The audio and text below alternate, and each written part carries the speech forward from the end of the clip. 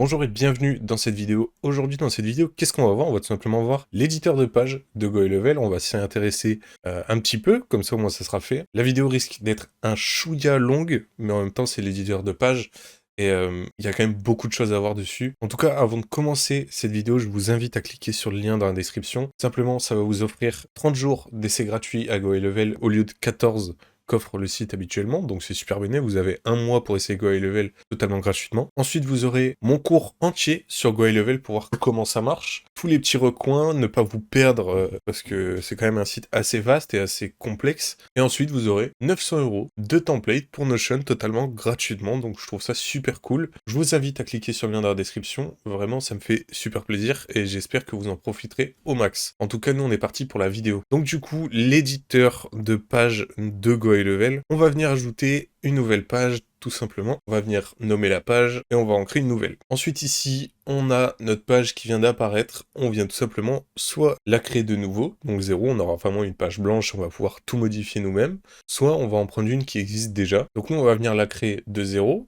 Hop, on est parti. Donc bien sûr, l'éditeur, c'est exactement le même dans la partie site ou dans la partie funnels. Donc ça va être vraiment la même chose. Donc du coup, cet éditeur de site, comment on fait? C'est tout simplement un système de drag and drop. Donc vous prenez, vous cliquez et vous droppez sur la page. Donc on a, ça marche par section, donc on a les sections tout simplement comme je le fais ici. Vous avez les grosses sections, c'est les éléments verts. Ensuite on vient cliquer sur le plus ici pour ajouter un élément. Ici on va avoir les rangées, donc ça sera des éléments bleus tout simplement. Donc on a bien la section verte, la rangée bleue. Ensuite on a les éléments, donc ça va être tout ce qui est headline, subheadline, paragraphe, etc.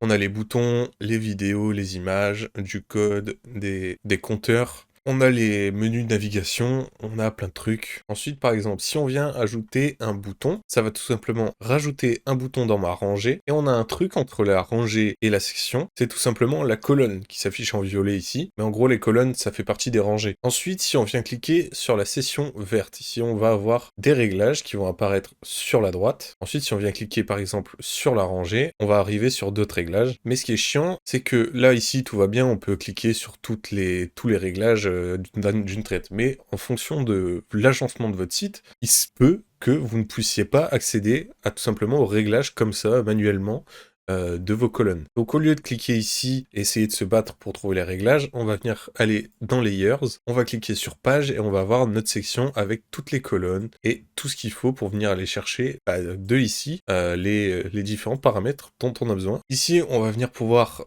checker donc soit le mode PC, donc comme on est actuellement, soit le mode téléphone pour voir si ça rend bien, si c'est aussi bien agencé sur téléphone. Vous pourrez modifier des choses en fonction de. Ensuite ici, on a toutes les pages du site. Ici, on a le plus, donc ça va vraiment pour ajouter plein de choses. On a les global sections, les sections template, les widgets du marketplace, le store. Et le store, ça va être en gros notre boutique en ligne. Ensuite ici, on a les global sections. Donc, comment ça marche? On va tout simplement venir enregistrer ici notre section. On va lui donner un nom. Et on va pouvoir l'ajouter soit à nos templates, soit à nos global session. Donc en gros les templates c'est tout simplement pour récupérer ça en template, donc ça va vraiment, on va pouvoir réutiliser ça dans un autre site ou une autre page. Et nous, ce qui nous intéresse c'est les global sections. Et en fait ça va être des sections qui vont être les mêmes sur plusieurs pages d'un site web. Donc cette section je vais pouvoir l'ajouter dans une page mais aussi dans une autre page. Ça sera exactement la même. Donc en gros si je la modifie dans ma deuxième page, ça va aussi la modifier dans ma première page. Donc on peut par exemple la mettre dans les templates, on va faire un petit save. Ensuite on retourne ici, on voudrait rajouter une section par exemple, on va dans les sections template et on retrouve bien notre section 1 et on va pouvoir mettre la drag and drop hop, ici, et ça va être exactement la même. Donc faites bien attention, dans les sections globales, si vous modifiez dans une page, ça va modifier absolument partout, dans toutes les pages où elle est présente. Donc ça sera utile pour les headers et pour les footers. Donc qu'est-ce que c'est? Donc le header par exemple, ça peut être pour les menus, donc des petits widgets, donc store, comme on a sur GoHeLevel, avec tous les widgets de différents. Et le footer, ça va être tout ce qui est tout en bas de la page, donc tous les contact us, les réseaux sociaux, etc. Enfin, vous connaissez, ça va vraiment tout ce qui est tout en bas de toutes les pages, ça s'appelle le footer. Et dans ces cas-là, ça sera utile d'avoir des sections globales. Ensuite, on a les sections pré-built, donc tout simplement, c'est des templates, mais version Go High Level, qui sont déjà toutes prêtes pour nous, donc vous avez juste à modifier. Voilà, donc on a vraiment plein de trucs, on a les footers, comme je vous disais tout à l'heure, les FAQ, etc. Ensuite, on a une section avec tous les styles de boutons différents, donc ça peut être cool. On a tous les icônes de réseaux sociaux, donc soit tous les remplis comme ça, soit les moins remplis, soit en noir et blanc, enfin bref, vous avez compris. Ici, on a les countdown timer, donc tout simplement si vous voulez faire une promotion qui démarre dans 24 heures ou qui se finit dans 24 heures, c'est ici que ça se passe, vous avez juste à activer le timer dans la section timer. Ici, on va pouvoir ajouter des images. Et ici, on va avoir la barre de progression, ça peut être cool aussi. Ensuite, dans les layers, on peut avoir les pop-up. Donc vous savez à peu près ce que c'est, je pense, des pop-up. Hein. Ça nous a tous embêtés au moins une fois dans notre vie. Ensuite, on a l'onglet page, donc ça va vraiment être toutes les pages de notre site internet. Ensuite, ici, on va avoir le tracking code. Ça va tout simplement vous permettre de rajouter du code manuellement dans votre site internet. Ensuite, on a le custom CSS. Donc le CSS, c'est tout simplement l'esthétique d'une page, en HTML par exemple. Et donc le CSS, c'est pareil, hein, c'est du code. Et vous allez pouvoir faire des choses un petit peu plus poussées que juste avec l'éditeur de Go High Level. Ensuite, on a la typographie. Donc si on veut mettre par exemple du Montserrat, je ne sais pas quoi, hop, on le met ici. Donc ici, ça va être la police de la headline. Ici, ça va être la police du contenu. On va pouvoir choisir la couleur du texte et la couleur des liens qu'on va mettre en bleu, ici présentement. Si vous voulez pas cette police-là, on a bien sûr toutes les polices Google, il y en a un petit peu plus. Ensuite, on a le background. Donc ça va être l'image qui est en arrière-plan du site. Hein. Donc soit on met l'URL de l'image, soit on vient le chercher dans notre PC en cliquant juste ici, soit on choisit de juste mettre une couleur, celle qu'on veut. Ensuite, on a les settings de la page pop-up, et dans la pop-up, on va pouvoir venir ajouter, déranger, etc. Donc, on va venir pouvoir rajouter une colonne, par exemple, et un élément, un headline, et voilà, vous avez votre pop-up à personnaliser, bien sûr. Ensuite, on a les metadata juste ici. Donc, ici, ça va s'occuper tout simplement des SEO. Donc, vous venez rentrer un titre, une description, des mots-clés. Ici, on va pouvoir venir caler l'auteur. Ici, une image, des liens et des tags.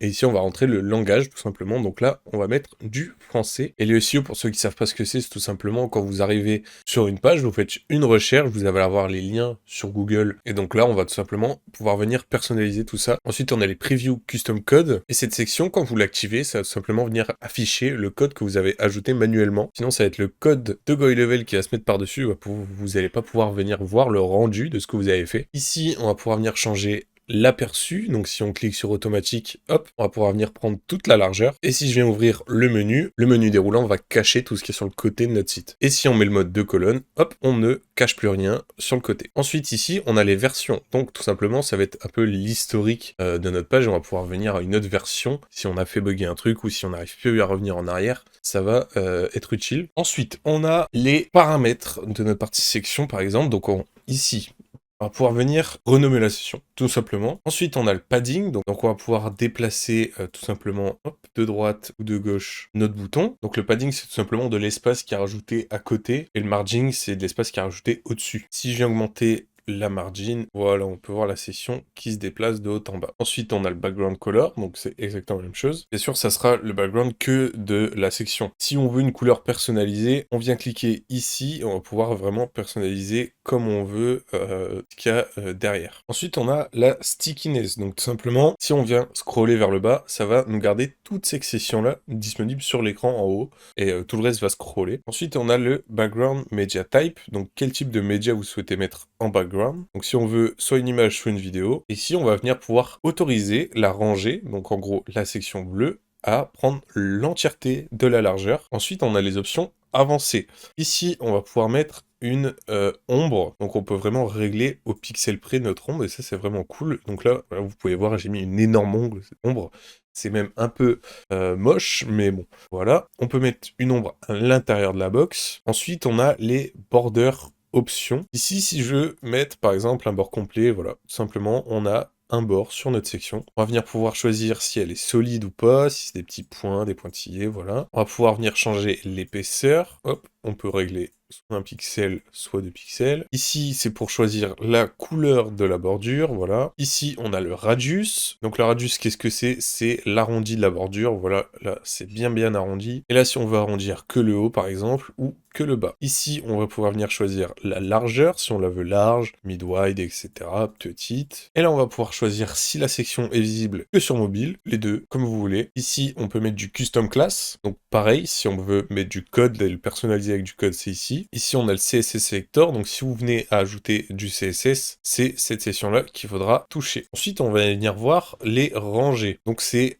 à peu près tout le temps la même chose. Ça va être les mêmes réglages tout le temps. Vous voyez, il n'y a rien qui change. Et donc tout ça, vous allez pouvoir vraiment tout changer exactement pareil que sur la section. Et tout ça va s'additionner les uns les autres. Donc il faut vraiment être créatif et venir tester des choses. C'est tout simplement en venant tester que vous allez trouver comment faire et faire un joli site internet. Ici par exemple, on va pouvoir venir dupliquer la rangée. Donc voilà. Bien sûr, on peut dupliquer colonnes qui sont dans les rangées. Et si on vient cliquer sur la section violette, on va pouvoir venir l'afficher d'une certaine manière. On va pouvoir venir changer soit vertical, soit horizontal. Ensuite, avec les flèches, on va pouvoir venir modifier de haut en bas les flèches. On va pouvoir venir déplacer les colonnes. Ensuite, on peut venir utiliser le même layout pour le téléphone, mais pour le téléphone, en général, il faut optimiser la chose. Ensuite, on a les éléments. Si on appuie sur le petit plus ici, on arrive directement dans la section pour ajouter un élément. Donc on va passer en revue tout ça très rapidement. On a les headlines, donc qui sont tout simplement un titre. Ensuite, on a le sous-titre. On a ensuite les paragraphes. Et on a autre chose, on a aussi les bullet lists. Et si on vient sauter une ligne, on peut venir changer les icônes. Si la petite checklist vous convient pas, on peut venir ranger par exemple le logo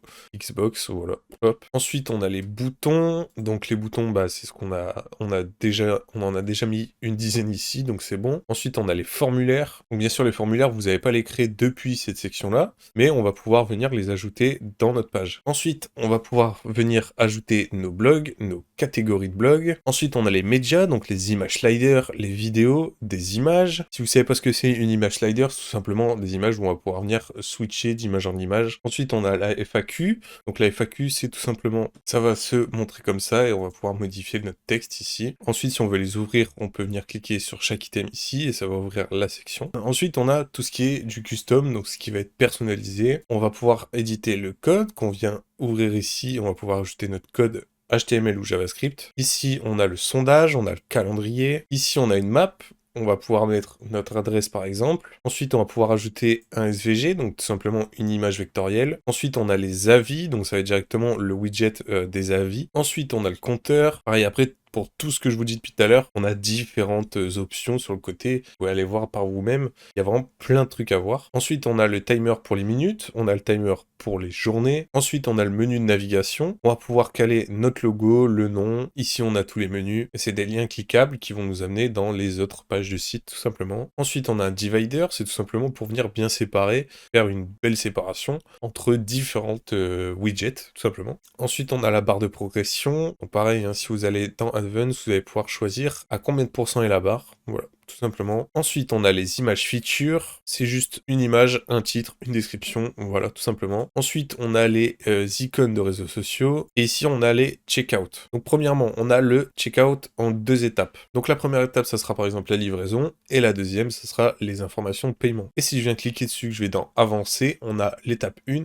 et l'étape 2. Et on a tout ça à modifier. Si on vient mettre le checkout en une étape, bah voilà, c'est exactement la même chose, mais en une seule étape, on a tout d'un coup. Et ensuite, on a l'order confirmation. Donc bien sûr, ça va être la confirmation de ce qu'on vient d'acheter. Donc voilà, c'est à peu près tout pour l'éditeur de page de GoElevel. En tout cas, j'espère que cette vidéo vous aura plu. Je vous invite encore une fois à cliquer sur le lien en description. Ça peut être vraiment que du bénéfice pour vous. En tout cas, nous on se dit à la prochaine pour une autre vidéo. Ciao!